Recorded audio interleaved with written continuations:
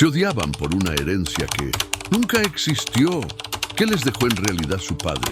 Descúbrelo y suscríbete antes de que sea demasiado tarde. Nunca imaginaron que el odio entre ellos fuera solo una sombra proyectada por una mentira. Durante años, los hermanos se despedazaron con miradas, palabras y demandas legales, convencidos de que cada uno quería quedarse con toda la fortuna de su padre. Las cenas familiares se convirtieron en campos de batalla disfrazados de porcelana y vino tinto. Nadie confiaba en nadie, y todo por dinero que ya no existía. El día de la lectura del testamento llegaron vestidos como si fuera un funeral o una guerra, trajes negros, abogados al acecho, uñas afiladas y corazones sellados. Pero lo que escucharon en esa sala fría y silenciosa no fue una división de millones, sino una confesión devastadora. El patriarca había perdido absolutamente todo. Inversiones fallidas, deudas ocultas, propiedades embargadas y ni un centavo para repartir. El silencio que siguió fue más ensordecedor que cualquier grito. Uno a uno, sus rostros pasaron del triunfo al estupor, del rencor a la incredulidad. Todo ese odio, por nada, todas esas noches sin dormir, esos años sin hablar, esas traiciones, por un fantasma financiero. Pero lo más inesperado no fue la bancarrota, fue lo que el padre sí les había dejado. Algo que no aparecía en los balances, que no se podía vender, pero que valía más que cualquier fortuna. Y eso cambiaría para siempre el destino de la familia. La primera reacción fue el caos. En cuanto salieron de la notaría, los hermanos estallaron. Martina, la mayor, acusó a Lucas de haber saboteado las finanzas del padre con sus proyectos absurdos. Lucas, a su vez, señaló a Valeria por haberse llevado joyas y obras de arte años atrás, como si ya supiera que todo colapsaría. Hasta el menor, Diego, normalmente callado y observador, soltó que tal vez su padre nunca los amó, que solo los usó como piezas en un tablero roto. Pero entre los gritos y las acusaciones, algo extraño sucedió. El abogado, un hombre de edad con gafas gruesas y voz pausada, carraspeó y les entregó un sobre sellado. Su padre me pidió que se lo diera solo si aceptaban escucharlo juntos, sin interrumpirse. Nadie quiso hacerlo, pero contra todo pronóstico, Martina asintió. Tal vez por cansancio, tal vez porque, por primera vez en años, vio el miedo reflejado en los ojos de sus hermanos, igual que en los suyos. Dentro del sobre no había cláusulas legales, ni cuentas offshore, ni siquiera una disculpa. Solo una carta escrita a mano, con la letra temblorosa del patriarca en sus últimos meses de vida. Si están leyendo esto, es porque la farsa terminó, y ahora empieza la verdad, decía. Les dejé lo único que nunca pude perder, el nombre de la familia, y una deuda que solo juntos podrán saldar. Al principio lo tomaron como una metáfora, pero al día siguiente recibieron una visita inesperada. Un antiguo socio del padre, ahora arruinado también, que les reveló que la verdadera causa de la quiebra no fue la mala suerte, sino que el patriarca había entregado todo para salvar una empresa comunitaria que empleaba a cientos de personas en su pueblo natal. Una empresa que, curiosamente, aún funcionaba y que ahora necesitaba dueños. Fue entonces cuando comprendieron.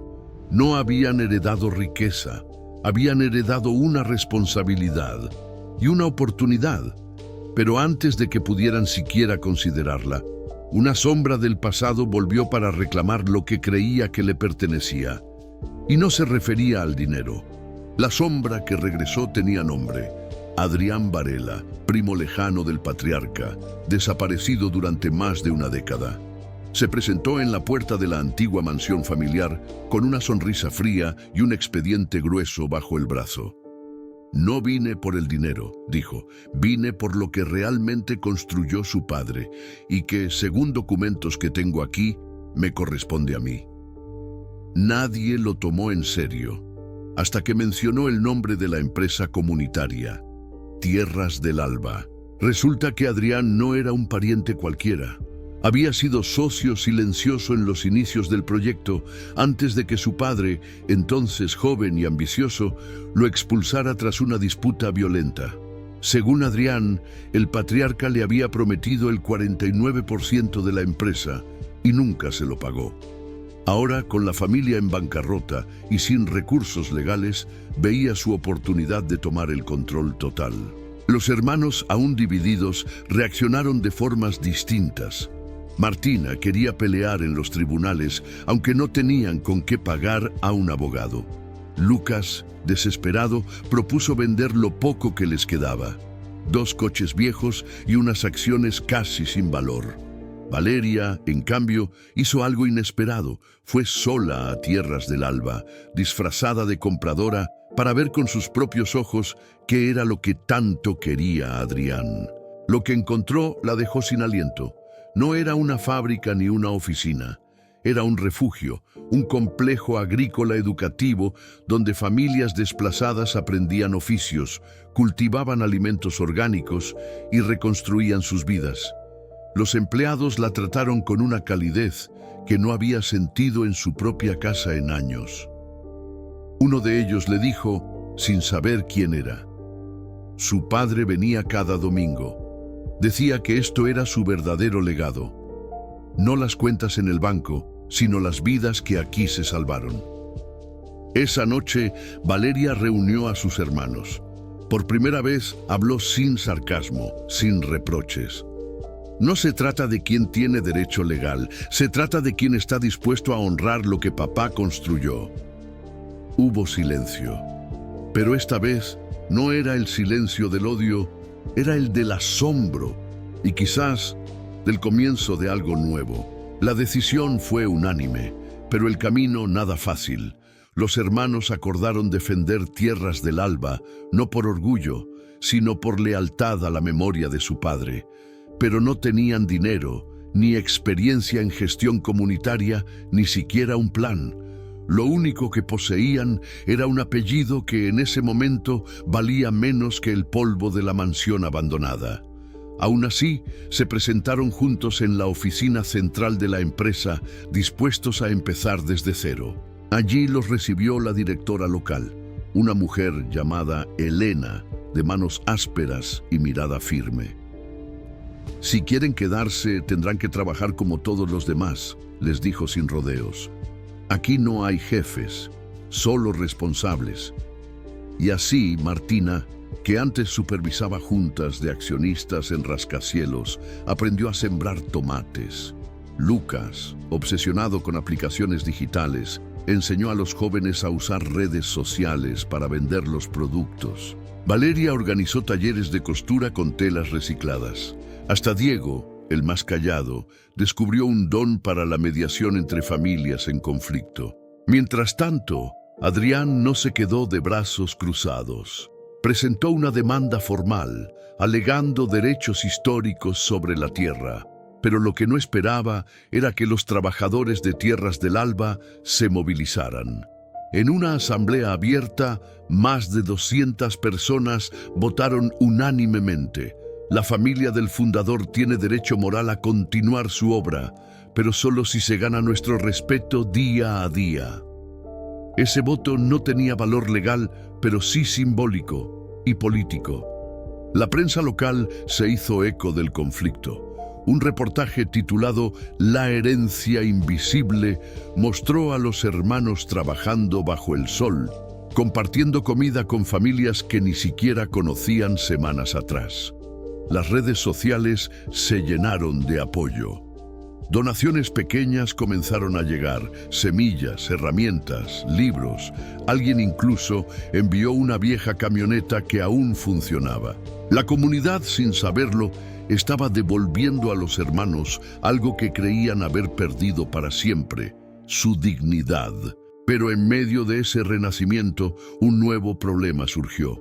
El banco que había financiado parte del proyecto amenazó con embargar las tierras si no se pagaban los créditos vencidos del patriarca, y el plazo vencía en 10 días, sin dinero, sin garantías y con un enemigo legal acechando. La familia enfrentaba su prueba más dura. ¿Podrían salvar lo que su padre construyó sin tener ni un peso en el bolsillo?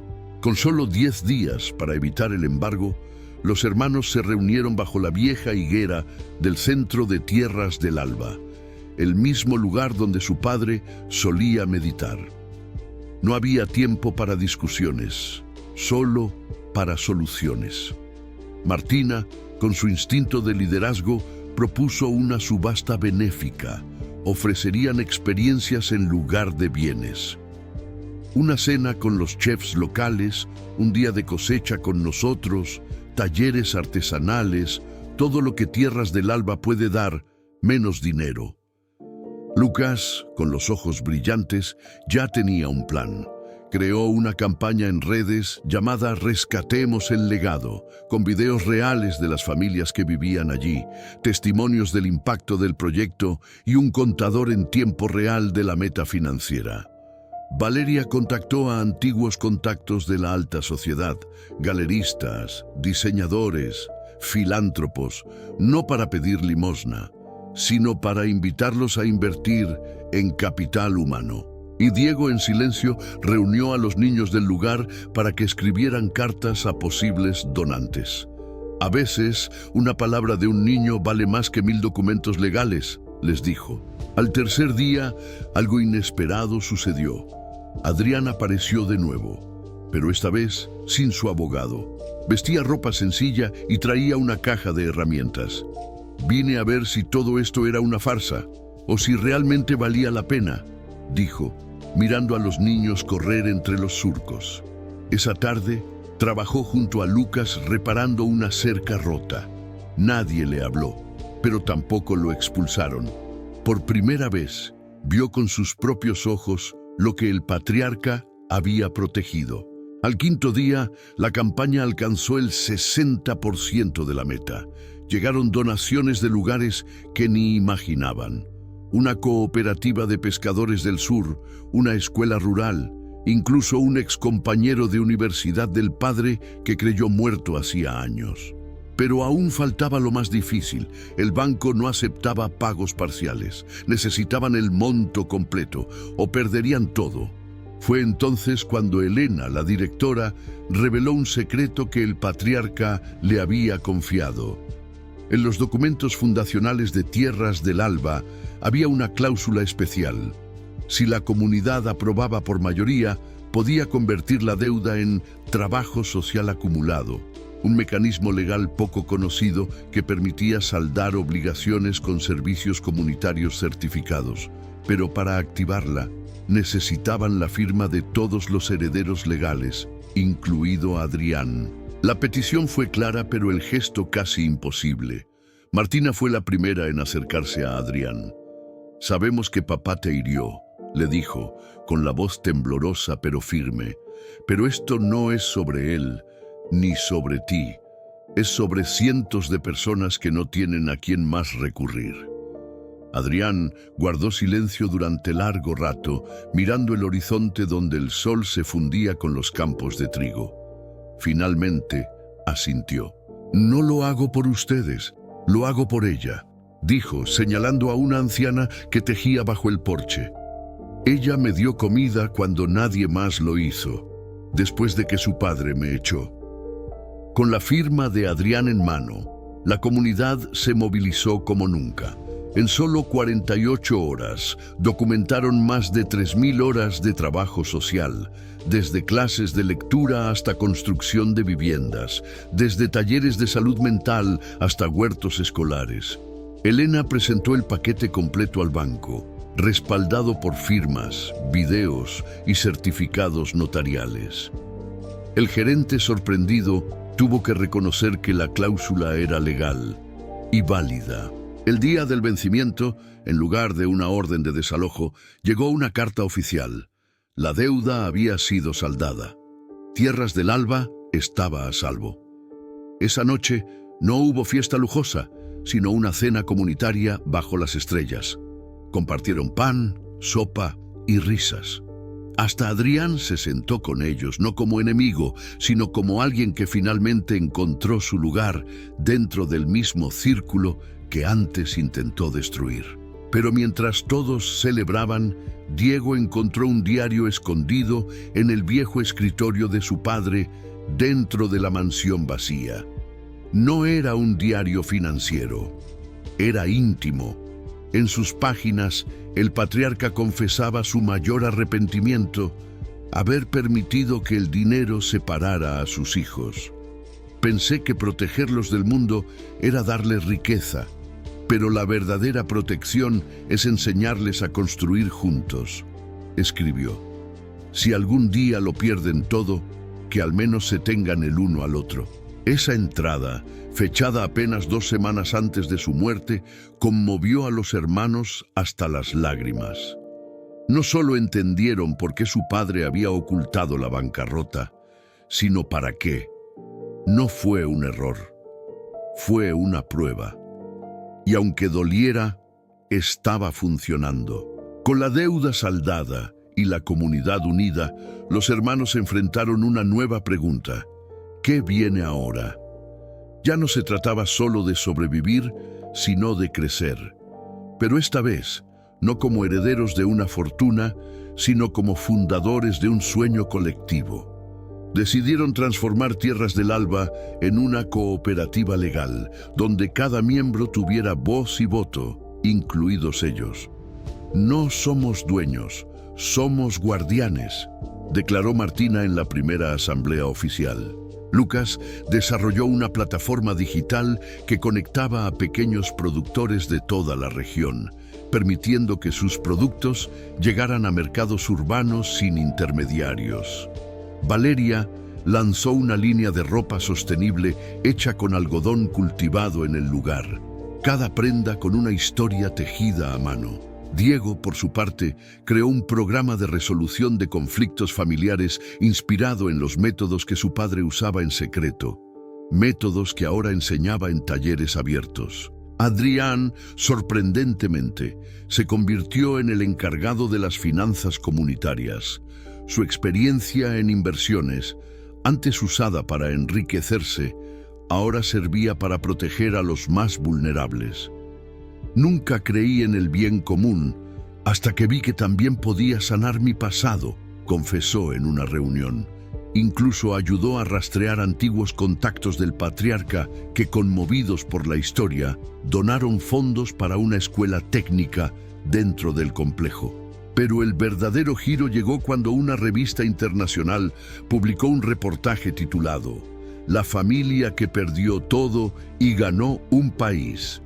De pronto, Tierras del Alba se volvió un modelo global de economía solidaria.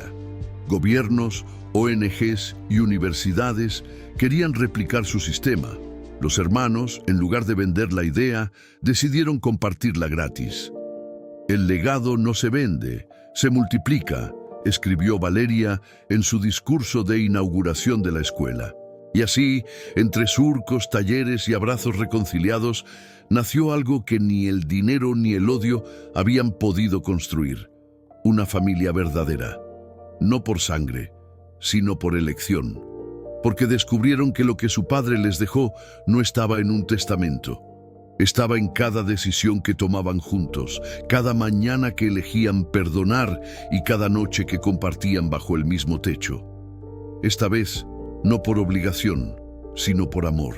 Años después, cuando Tierras del Alba se convirtió en un movimiento con decenas de sedes en todo el país, los hermanos regresaron a la notaría donde todo comenzó.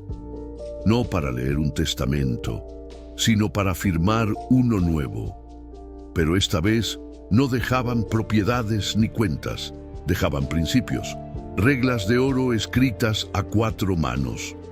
Nunca permitan que el dinero decida quiénes son.